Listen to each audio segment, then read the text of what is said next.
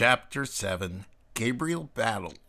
When not intoxicated, Gabriel Horevich was depressed, tormented even. His world was in tatters. It all began when the underachieving guitar picker's co-star in the senior class play, Cindy Riley, married a third-string Green Bay Packers tight end. Gabe came to Lions by way of Lehigh University in Bethlehem, where his Russian-born father, Dr. Gregor Horevich, taught parasitology. Gabe's roommate, Larry Rosen, came to Lions by way of Vietnam. After he convinced the Army psychiatrists he was schizophrenic. For this, he would receive $975 a month for the rest of his life, since there was no cure. Gabe's mother, Lydia, had a master's degree in classical music from Columbia. She hated the Beatles, despised Dylan, detested Dion, and let Gabe know on that terrible day he was rejected by Princeton, Yale, Harvard, and Dartmouth.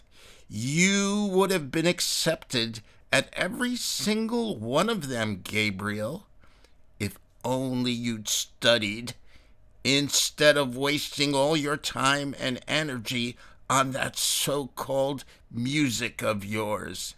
To save money, they persuaded him to attend Lehigh and live at home. College life was tedious, pointless even, save for his ongoing fascination with music. He was singing at the Gourd, Lafayette College's coffee house, on a Saturday night when Cindy appeared in a simple tan print blouse and tight blue jeans that were grateful for the privilege of covering her body. He hadn't seen her for an entire year, except in his imagination, where she occupied a furnished room.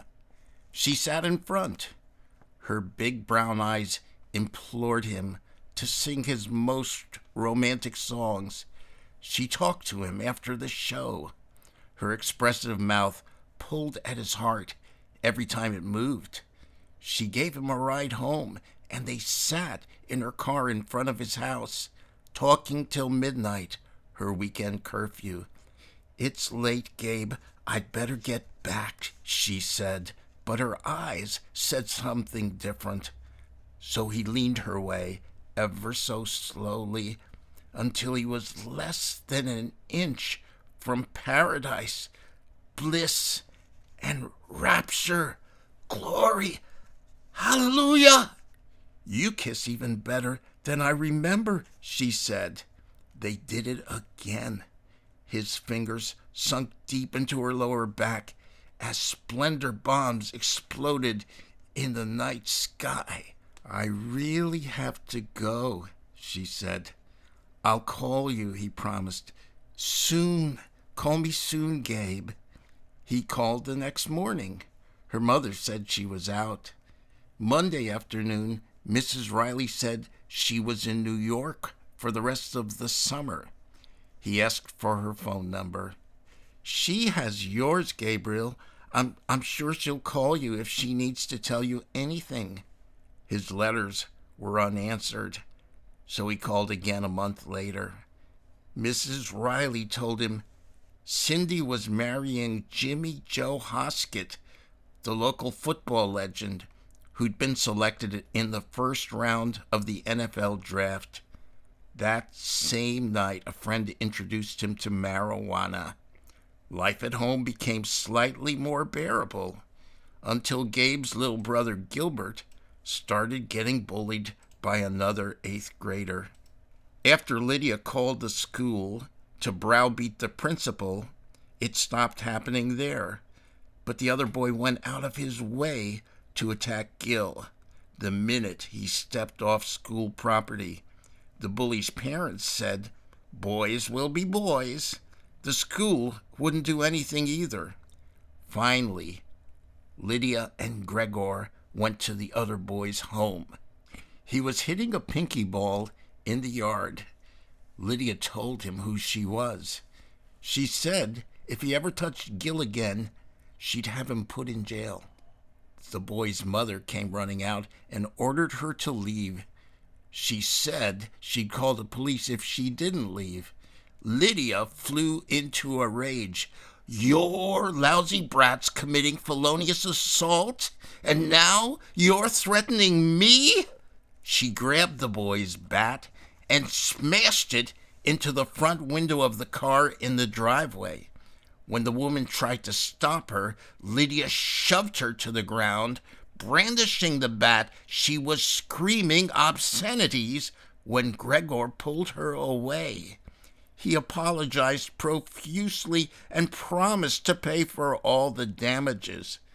That afternoon, the police arrested Lydia Horevich for felonious assault and destruction of private property, among other things.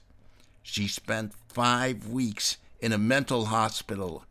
Larry's father, attorney Seymour Rosen, pleaded her down to simple assault and reckless endangerment. She received a fine and probation.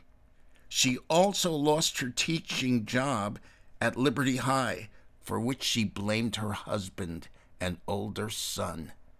None of this would have happened if only you'd looked after Gil and protected him the way you both know you should have.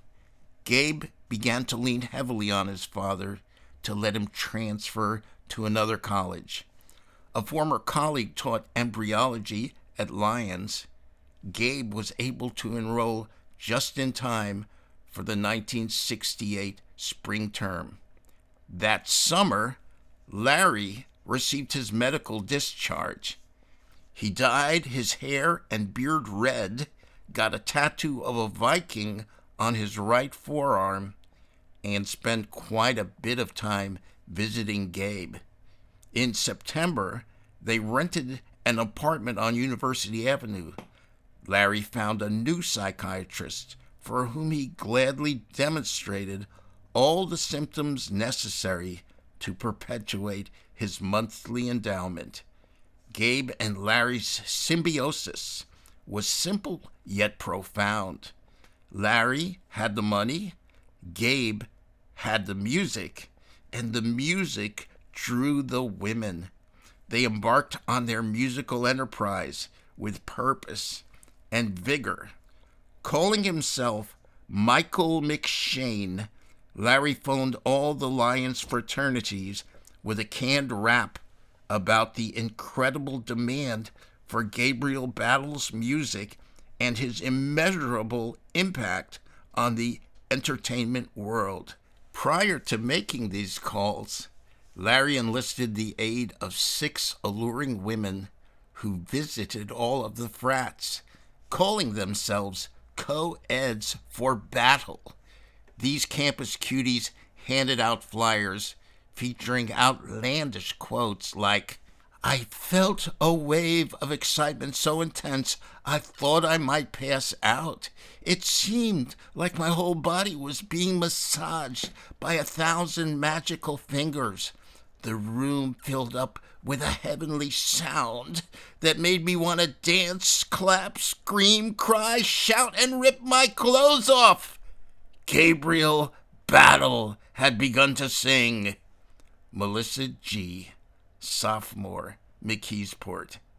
"I dig Jim Morrison, and I super dig Mick Jagger, but no one turns me on more than Gabriel Battle when he sings. There's just something about Gabe that totally brings out the wild beast in me." Lorinda K., freshman, New Ringgold. The Wall, at the sunniest time of day, became their recruiting epicenter. Larry provided pizza and ice cream, Gabe sang, and the girls came. Larry always packed rolled reefer for the best prospects, that upper 5% who were co-eds for battle caliber. Agent McSwain quickly booked 14 frat parties and a couple of barroom gigs as well. These typically paid $50 to $125 each. One unusually sunny Saturday afternoon in November, Gabe and Larry were searching for new talent. Gabe was singing "Hey Jude" when he spotted two dreamboats about 20 feet away. One was tall, with light brown hair down to her shoulders. It looked like she had a terrific slim body under her winter coat. The blonde also had a coat on and a face like Julie Christie in Darling. The tall girl walked across the street to the ice cream shop. Larry was picking up pizza next door. The dazzler hovered just a few body lengths away. Forgetting everyone and everything else, Gabe started singing an original, inspired by his many romantic mortifications. He tried for eye contact, but she was deep in thought. Larry returned with 3 large pizzas. The tall beauty handed the blonde a cone. Gabe finished his song, his eyes fixed on them. He laid down his guitar and pointed at the boxes. "Pizza?" They drew closer. The tall one leaned her cone in his direction. He opened his mouth. She pushed it in. "Oh, yeah! Peanut butter swirl! Yum!" The blonde stepped forward to give him a lick. "Chamocha almond fudge, his absolute favorite. How did she know?"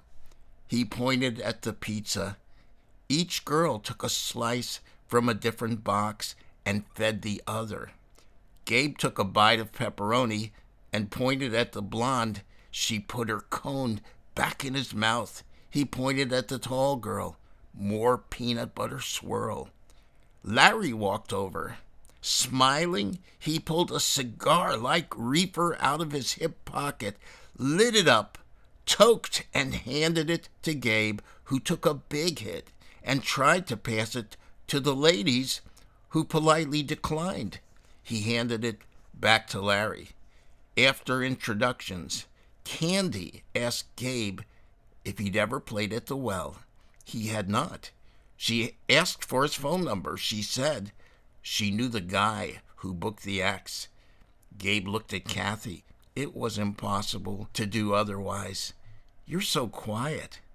"Did you write that song?" she asked. "Yeah." "Could you play us another one you wrote?" He picked up his guitar and began to sing.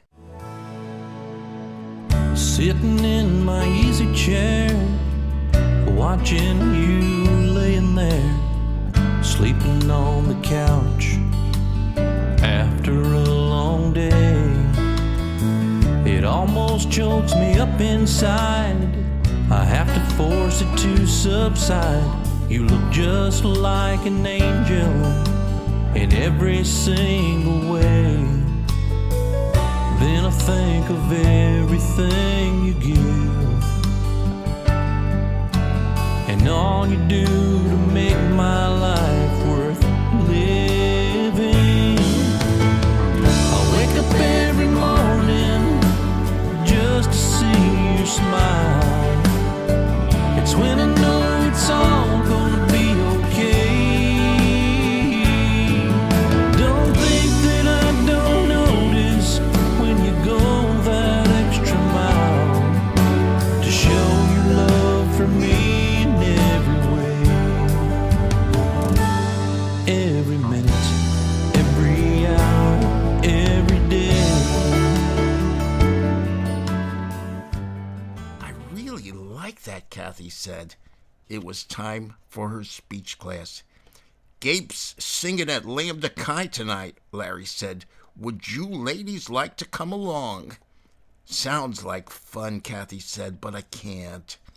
"I'd sure like to see you again sometime," Gabe said. "What's your number?" "Kandy'll give it to you.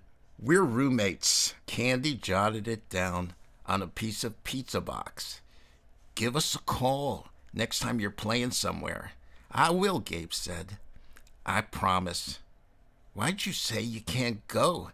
Kandy asked as they walked away. I'm meeting Tris for breakfast. So?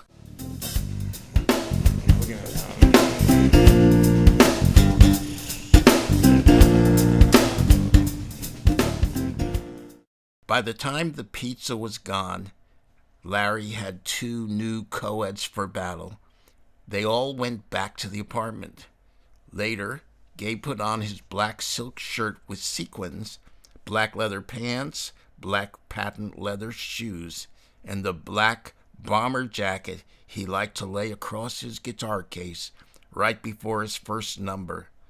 They arrived at the frat with 6 very attractive women, surrounded by beer drinkers and pot smokers chasing a happy ending. Gabe played his songs, told his jokes, and acted just like a rock star till 1 a.m. They partied on at the apartment till 3. Gabe sneaked into his room and fell asleep. In the morning, there were 5 girls lying on the couches and living room rug. Gabe fed his kitten and darted back to his room.